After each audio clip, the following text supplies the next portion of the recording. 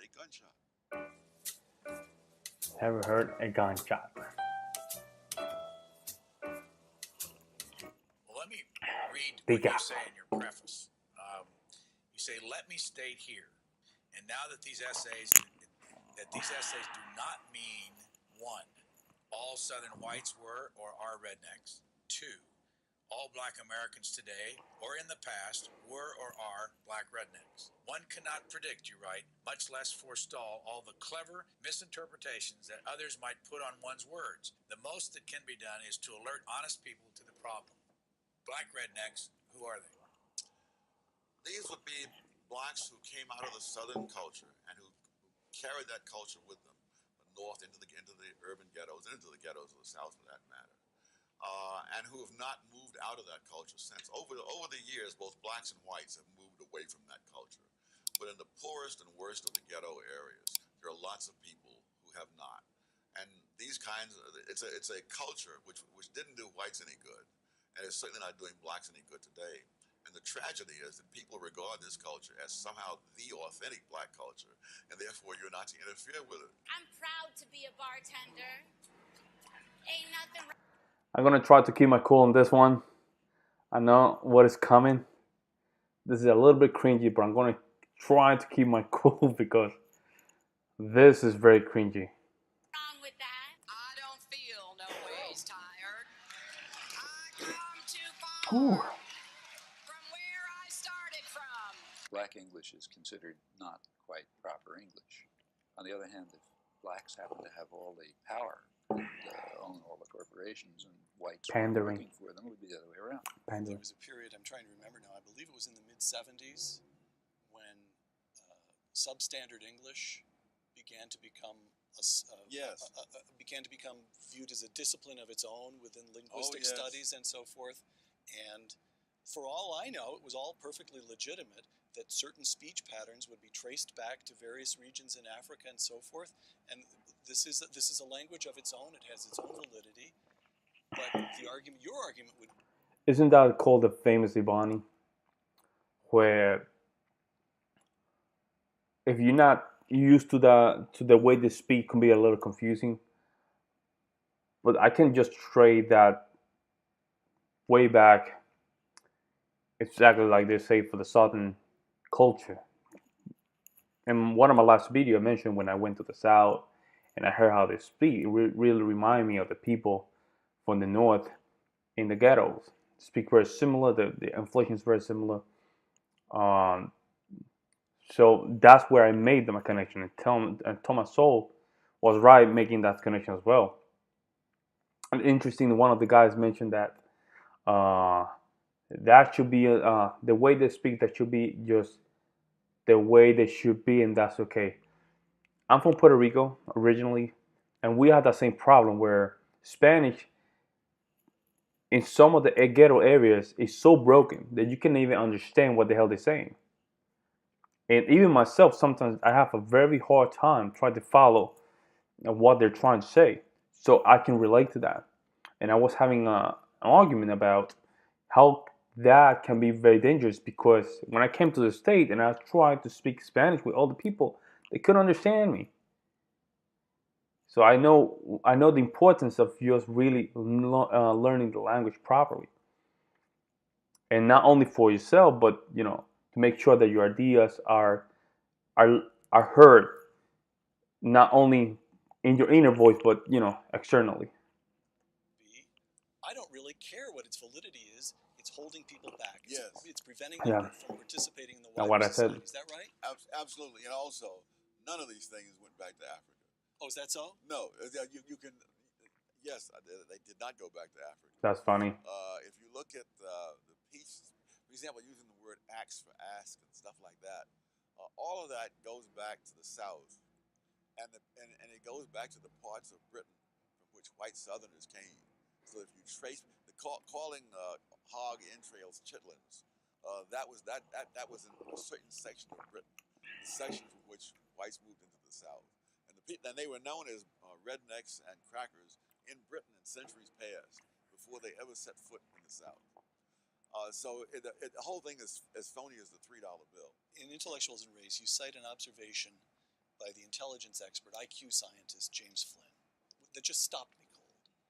After the Second World War, you've got large numbers of American troops remaining That's in the Germany. past video. They mentioned that. Several tens of thousands there today. And both black and white American soldiers had children with German women. Mm-hmm. And Flynn discovered that those children growing up in Germany showed no IQ differences at all. Isn't that funny? That is funny. That is very funny. So culture itself can really help people thrive, and they also culture can destroy a human. Unless you have a very strong will, you can get out of culture. Culture is something that you express. So that means that if your surrounding are destroyed, bad negativity, and bad people around you, you'll become what you consume. Um, Funny. That's funny. The black kids and the white kids, the same. Professor Flynn concluded that the reason was that the offspring of black soldiers in Germany grew up in a nation with no black subculture, close quote. Which means what? Which means they experienced exactly the same expectations. Is this the thing? No. The expectations are external. The culture in which they grew up with. Expectation like that's funny. So they had. There's no gangster rap that was pervasively available in Germany. So here's what I'm getting.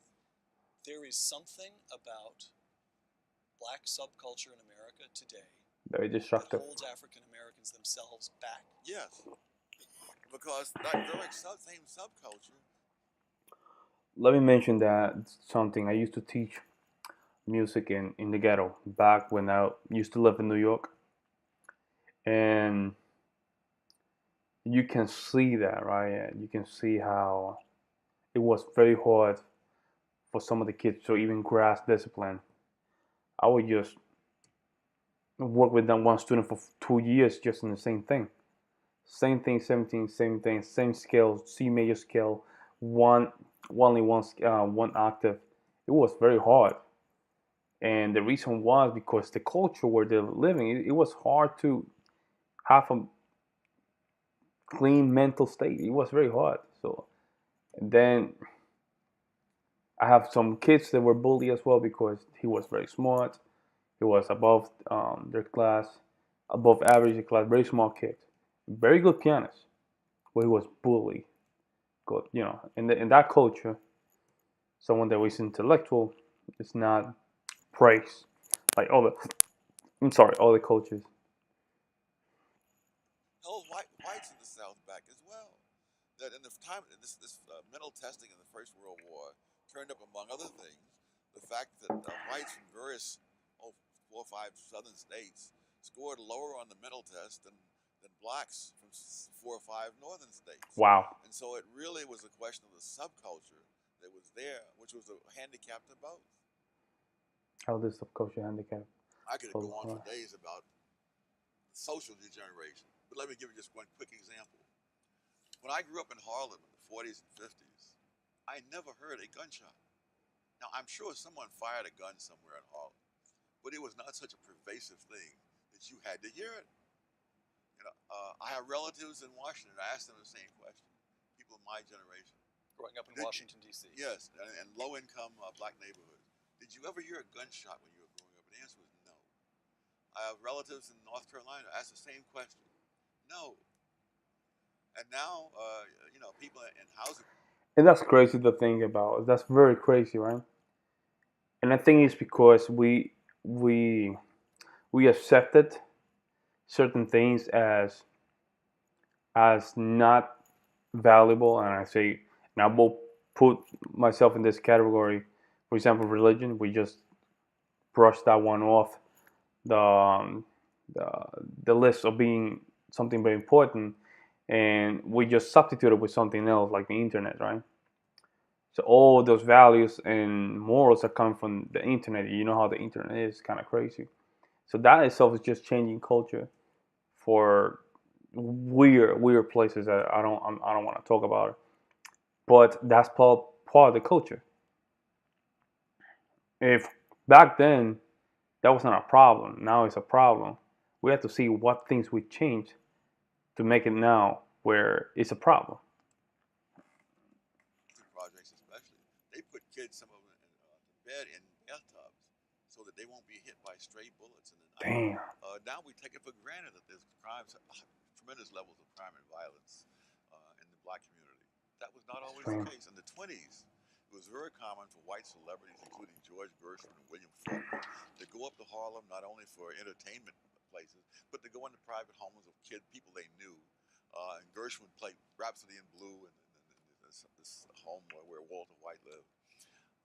It's a nice left hand. Milton Friedman, when he was a graduate student at Columbia, he and the lady he later married would go dancing at the Savoy Ballroom in Harlem. And he said, we had no fear of being mugged or accosted on the street or anything like that.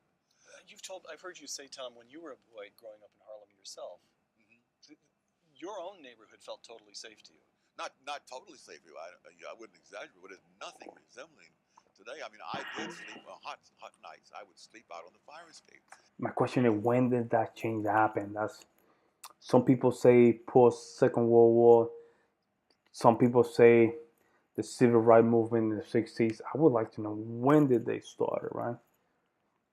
Because then you can really grasp the problem, right? And just at least grab it. Instead of being in the air, you can grab it. And Thomas Sowell has really done an extreme job trying to research for this stuff. And it's when he comes with these kind of research, you cannot believe it, man. Like, because what you see today doesn't make no sense, right? I mean, it makes sense because you're used to it. But when it comes from him that back then, 1920s, 1940s, and 1950s, things were very different. You wonder when this change happened. When I tell people in Harlem that today, they think I'm from another galaxy, But that people slept on the fire escapes in New York and in the public parks. It gets hot in New York, man. It gets hot, very hot. During August and September, end of July, it's hot and humid in New York. Crazy. So I wouldn't be surprised people just sleeping outside in the fire escape. But it gets very hot. And that's crazy, man, because every time that I would just look at the fire escape, I never put food in a fire escape. It doesn't look kind of healthy, secure. So the fact that people would just sleep outside, I mean, that's how much, I mean, they trust, I guess, the neighbors. All over the city because it was not a jungle. You could run through a great number of other things. Children raised without two parents present. That was about 22% in 1960. One generation later, it was 67%, and it's gone up a little since then as well. And now the rate among whites is higher than it was among blacks in 1960. Damn. I take responsibility. Again, hold on here. Disclaimer, cringy. I take responsibility. I take responsibility. Black people are being slaughtered in the streets, killed in their own homes. These are our brothers and sisters, our friends, our family. We are done watching them die. How do you define a white liberal? Before he defined what's a white liberal, here's what I would do. All those people that were in the camera, hey, you have a couple $1 million. Why you don't just sit down, open a bank, and just give, money to anyone from color? If you're someone with color, 0 interest, 0.5 interest, you will get guaranteed. That's it. Let's see how that goes. Those kinds of people who have the kinds of attitudes that are called liberal in the United States, although the word is misused, those people have created an atmosphere in which these counterproductive cultures are to be celebrated, perpetuated, and the consequences overlooked. It reminds me of a scene in the Blue Max where this general is encouraging this daredevil pilot to do all kinds of wild stunts, you see, knowing that the guy's going to kill himself if he keeps doing this, and therefore the general will be rid of Wow. a political problem. Now, I don't think that the white liberals are doing this deliberately, but I think the net results are the same. They are cheering blacks on and Like a doing fox. things that are absolutely self-destructive. One of the things I discovered in the research for my book I'm currently working on is that leaders of groups that are lagging in countries around the world almost invariably have counterproductive policies for them. And it makes perfect sense because insofar as members of lagging groups assimilate into the values and achievements of the larger society, they don't need those leaders. Mm. There's no mystery to me as to why Jesse Jackson says what he does, or Al Sharpton and others, because that benefits them. But it just It's an economy. It's an economy. There's money there. That's why they do it.